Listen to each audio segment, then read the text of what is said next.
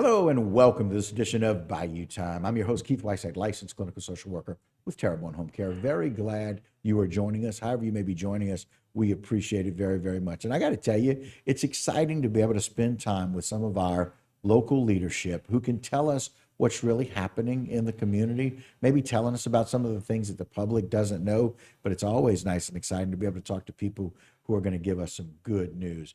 Well, we welcome Lieutenant Travis Theriot back to the show. How you doing, my friend? Oh, great. Thank you. We Thank you for appreciate having that. us. Absolutely. Of course, Travis with Home Police, Chief of Detectives and Public Information Officer. One of the things that I like that we spend a lot of time doing, Travis, we talk to a lot of people about what they should or shouldn't do, recommendations about holidays, recommendations about what to do. Halloween was a really safe tradition and holiday for us this year. Absolutely. Look, we put a lot out there before Halloween started, trying to keep the kids safe and for everyone to have a really fun night trick-or-treating with their children and enjoying family. And looks like everybody kind of heeded the warning and followed everyone's advice, and we had a successful Halloween this year. And, it's really interesting because this was kind of the first year that I think that sometimes people really couldn't go in some of the places where they would normally go. I mean, we had still a lot of damaged houses, a lot of damaged areas. And so people maybe were doing something differently than they normally would, maybe over the last 3 years, COVID and the hurricane. And so now we had all these people really still listening, keeping themselves and their kids safe. It was just really nice to see. Oh, it was great. You had a lot of people that were excited. I mean, you can see them in the store shopping with their kids, looking for costumes. And it was just a really good family time that people were able to spend together. Yeah, my wife and I, we love to hand out, I'm sorry, that's a lie. She loves to hand out candy. Being out at dusk in South Louisiana is never the best thing for me. I've got body chemistry that says if there's a mosquito in a 1 mile radius, they will find me. Right. But she loves to hand out candy. And so she said, look, we need to start early in finding some candy. And while our schedules are very difficult, we had trouble finding candy. They were sold out in so many places. That's one of the other, I know that may sound strange, but that's exciting. It is, because whenever you rode around in the neighborhoods, everybody was outside wanting to meet and visit their neighbors. Look, a lot of new neighbors moving into neighborhoods Right. in the last couple of years, people they've never seen before. Right. And they're getting to meet each other. Yeah. We typically have, where I live off of 311 in a gated community, we have a lot of people kind of come in for that. We saw a volume of people that we weren't used to. We probably saw some 300 to 500 trick-or-treaters. Yeah, and it's really awesome because the neighborhoods, they come from all over the place. They go in and they trick-or-treat in different neighborhoods, and everyone welcomes them in with open arms and shares that night. It's really unique about our community. And so in years past, I very often saw some adults that weren't really dressed up, that were either on, either had a big trailer, where they brought the kids. But a lot of them in years past weren't dressed up, but they had lots of ice chests. Yes. The one thing I didn't see this year were those ice chests, but I saw more adults dressed up, and I saw more golf courts decorated. It was more festive with less drinking. Right. And I got to tell you, that's really nice to see as we start kind of, Halloween kind of kicks off our holiday season. And that's one of those things that we got to be careful about is the drinking aspect. Absolutely. And look, and as you get into the holiday season, there are more parties that are going to be coming up. There's more family events, football games, Super Bowl, everything coming up. Right. LSU beating Alabama. I mean, just really important. Really important days, like LSU beating Alabama, one of the great days. Exactly. And even then, everybody's we want everybody to drink responsibly. Have a good time. Go out and have if you want to have a drink, have a drink. Have a designated driver. Right. We would love every year. State Police promotes Zero for December. That's right. I'd love to see it happen one day. Yeah, we need zero this year. And this is a great year to do it. And the reason I wanted to bring up Halloween, Travis, is because people really heeded the recommendations. Yeah. They heeded the warnings, if you will. And they just didn't spend a lot more time drinking. They spent a lot more time celebrating. There's a way to celebrate and not have to, you can over-celebrate without having to overdrink. Celebrate safely. celebrate safely. with family. Yeah, You and it's know, about the safety of the kids, because that's really what it needs to be about. yeah, yeah, absolutely. Everyone has children in their cars and everything else. I mean, it's really pretty selfish to drink and drive whenever you think about it. There's no reason for it anymore because there's always someone that will come and pick you up and bring you home. Yeah, I mean, across the board, there's so many availabilities. I mean, you and your team are, I mean, all of our police enforcement are available as needed. Yeah. If that's a real issue, people get in a real bind, but there's lots of friends and family, and there's no reason not to make a plan. That's right. And then people that like to drink, they know they like to drink. Make a plan ahead of time. Yeah, you know where you're going. Yeah, yeah, You know, right. It wasn't a surprise celebration or party, Yeah, right? yeah. We typically know. yeah, if you bring alcohol to the party, you're probably going to drink it. That's right, that's so right. you should definitely have a plan to get home. One of the things that I always think about that I don't know that people always understand is that alcohol, by definition, is a depressant.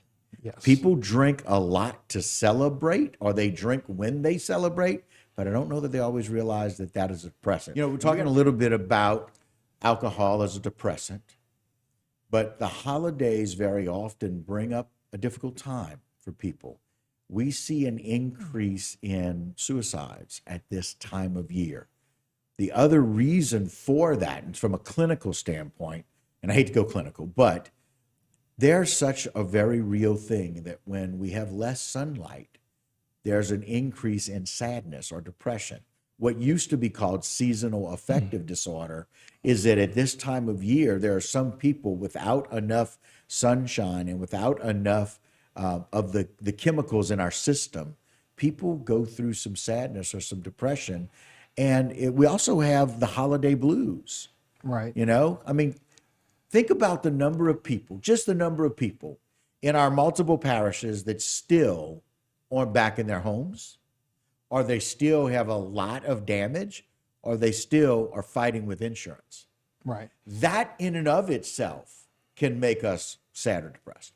Absolutely. And look, if you look at it, last year was the hurricane. Right. Holidays come around, but weren't that far into the recovery process. Right. It was still fairly new. It was pretty Now- fresh. Yeah. Now we're a year and a half later, and we still have people that are trying to recover. And my fear is that depression's even worse this year for the holidays because they may not still have a home to celebrate it in. And it's just family issues and a lot of things. We just really need to keep an eye on each other. Yeah, and just that awareness is so very important. And so you bring up a really important point. Something that I think we're going to try and do here on HTV is to really have some of our area clinicians come in and kind of talk about some of those things to look out for. Because listen, man, people who choose to commit suicide, most of them have some thoughts about that beforehand. It's rare that it is just that impetuous decision that I've had enough, I'm going to take my life. And they kind of leave some hints. They kind of say things. Finality statements are one of those things. Clinically, we talk about that, where they just say, when they start giving away some of their things that are very important to them, that's a sign. And sometimes they say things or drop hints, and it affects all of us. Yeah. I don't think there's any family that's immune to it, by any stretch, but it's to pay attention to what people say and I would say I wouldn't be scared to maybe talk to them about it in private, or if you think someone else may want to talk to them that they would respond to a little bit. But if you're concerned about something, I think you should always check in on your family, especially if you love them. If you see something, say something, right? Absolutely. It's something that we've used for other areas. Yeah. But if you see something, or if you're aware of something, call me. I'll be glad to sit down with you and talk about what that is. The great news is, since the storm, most of our area clinicians who provide services like that are up and running.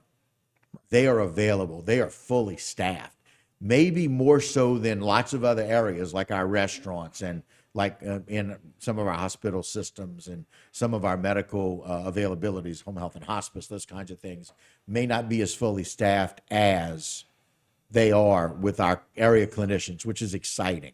And so it's something that if you and I are going to bring up, If people see something, they should say something. And if you're afraid of that, find a way to talk to somebody. Call HPD, Yeah. find out, ask. And look, I think we have a lot, there are more reasons for people to be vulnerable to it or depressed this time of the year in our area than other areas, because the hurricane has really, really had an impact on some individuals within our community that are still trying to recover. And, you brought up a really good point that a year ago or, just over a year ago, it was pretty fresh. We were all just started. We were in survival mode for Christmas time, Right. Thanksgiving and Christmas last year. I think it's very difficult for some people to find that thoughts of thanks and it's hard to kind of count our blessings with the exception of the fact that we had no loss of life. And that's the right. Property can be replaced. Life can't. It's something y'all tell us all the time through law enforcement, which we appreciate. But I want people to be able to realize that it may be difficult this year. And listen, my wife wanted to put up a tiny Christmas tree in our camper because we were in a camper last year for Christmas. And I thought that was a little silly. I was wrong. It's important to be able to find a way to celebrate. And if people want to put up Christmas trees early, I had a friend of mine their family puts up a Christmas tree the day after Halloween every year. I'm like, okay. He said, man, Keith, you may find this weird. I'm like, no, it's not weird at all.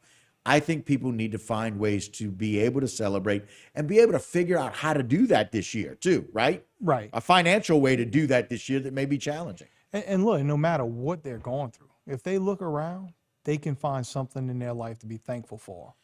Or we can help remind them of something to be thankful for, right? That's right. I love that positive perspective on it because that's what happens during this time. The sun goes down early. It's much darker. It's a dark time for us still as we're in recovery. It may be dark in the campground, what feels like a campground that you're living in with people in campers. There are lots of things that we can feel sad and depressed about.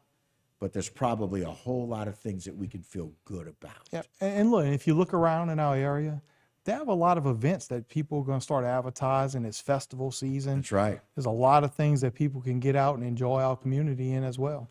And it's Veterans Day coming up. That's if right. you think it's tough for you, imagine what it's like for somebody who spent a little time in war. And that's one thing I do want to thank my veterans that served our country as well. Absolutely. Travis, some great recommendations. I appreciate it. Thank you for your time today. That's Thank a big deal. All right. Guys, y'all don't go anywhere. A lot more Bayou time when we continue.